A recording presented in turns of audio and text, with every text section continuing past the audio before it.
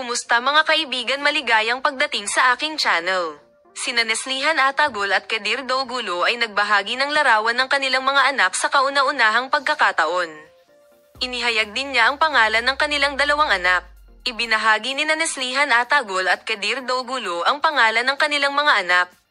Ang mga sanggol ni Neslihan Atagol at Kadir Dougulo ay pinangalanan pagkatapos ng Instagram. Sina Neslihan Atagol at Kadir Dougulo kamakailan ay kinuha ang kanilang mga sanggol. Sinabi ni Neslihan Atagol na kapag siya ay buntis, mayroon siyang isang ideya tungkol sa pangalan ng kanyang sanggol, ngunit ayaw niyang ibahagi. Ibinahagi ng sariwang ama na si Kadir Dougulo ang pangalan ng kanyang anak sa kanyang maligayang pagdating sa kanyang Instagram account. Narito ang pangalan ng Neslihan Atagol at mga sanggol ni Kadir Dougulo. Si Fatah Harbi ay nakilala sa serye ng pag-aasawa at kaligayahan na binato ng sanggol. Ang pangalan ng mga dalawahang bata na nagngangalang Saint Dot ay maligayang pagdating sa banal na anak.